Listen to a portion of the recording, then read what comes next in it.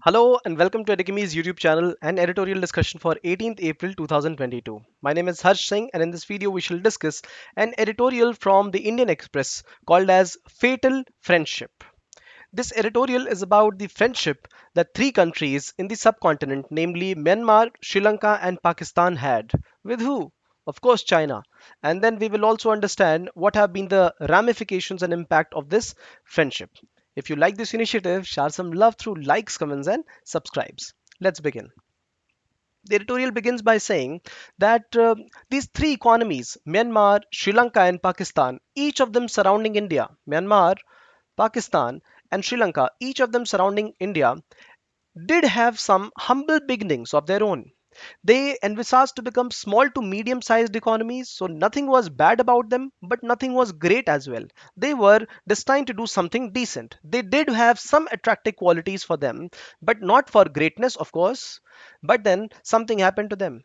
They sided with China, and then it led to a downfall and possibility of fatefulness of these economies. It emerged. Let's understand how and why. First of all, Myanmar. Myanmar, there was a military coup in the year 1988 from democracy to militarism, and after that, there were a lot of sanctions imposed by the Western countries. Trade declined and international cooperation declined. This is where they had only one partnership that extended help, that was China, trade and cooperation. To the level, one simple example is that of the teak wood that Myanmar transfers to China, and wood alone accounts to around 70% of Myanmar's export to China. That means the total export that Myanmar does to China, it is the 70% of that is only teak wood. Imagine China robbing of Myanmar's huge environmental potential. And right now, Myanmar's economy is around $63 billion, and 53 million people, around 5 crore people, live there. Now, the current trading partners of Myanmar, especially the export partners, China is the highest export partner, and we know that wood, especially the teak wood, is a major benefactor for China there. And after that, followed by Thailand, Japan, USA, and very small economies, just $377 million of export, not even $1 billion. So right now, Myanmar economy going down internationally. Moving ahead to Pakistan's economy. Pakistan, a nation of around 23 crore people, a receding economy of around $300 billion. Earlier, a couple of years back, it was 300 plus $320 billion, now $286 billion, all because of the internal turmoil in the country and the sliding economy. Not that the GDP is growing slow, the GDP is declining for the country. That's the problem. But Pakistan, when it began, it was quite a prosperous and decently placed country. It got from India what, the largest, possibly the largest irrigation system, that is in Punjab, man-made irrigation network. And then it also got a very thriving port at Karachi, and India had to rebuild another port, Kandla, in India itself, in Gujarat, because India lost Karachi to Pakistan. They were South Korean people, diplomats, and they would come to Pakistan to study the Pakistani economy. That was the kind of status that Pakistan enjoyed during 1950s and 60s. And it also received a lot of aid from USA and later from China.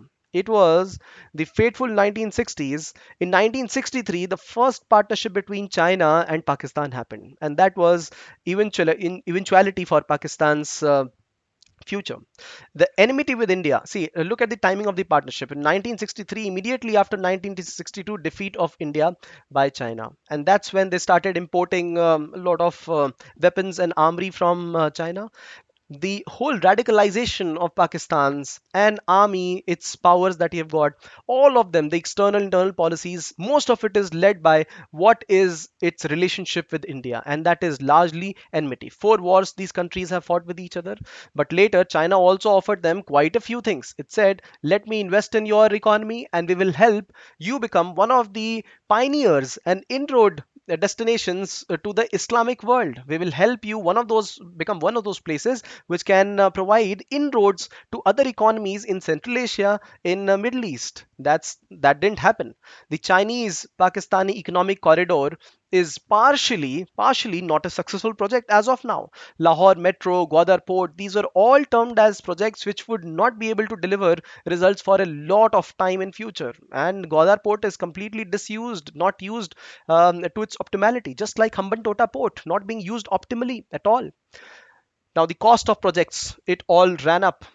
In fact, World Bank had already warned Pakistan that the tax base is not rising in your country. There is a lot of corruption, and then a lot of loans by Pakistan from China, the inflated value of loans. All of this led to economic disaster for Pakistan and a very humbling experience for China that everything cannot happen through checkbook diplomacy of the country, right? Pakistan economy failing. And then we have the third country, Sri Lanka, now looming a huge crisis, almost a complete meltdown for the country. What you can see here in the image is the Tota port. The economy is around $85 billion dollars, and there are 2.22 million people here, 2.2 crore people here. The social indicators in Sri Lanka have been very good for Asia, one of the largest, best social indicators in Asia. However, when you are on a hell-bent strategy to have some economic projects in your own constituency, example Mahindra Rajapakse, the erstwhile president, he envisaged a project at Hambantota for having a port in his own constituency. And this was a very expensive project, and people could not return back the money in time. And not only that, there was also leasing of land. We have discussed why Sri Lanka leased land back to China, and the money that they got, the Sri Lankan rupees that they got, they did not utilize them to pay back the loans to Chinese port authorities and utilize them to only inflate the economy further by social initiatives. There were corruption in many projects. Inflated valuation of the project was also there, and eventually it led to Chinese interest rate, and these interest rate also were quite high for Sri Lanka.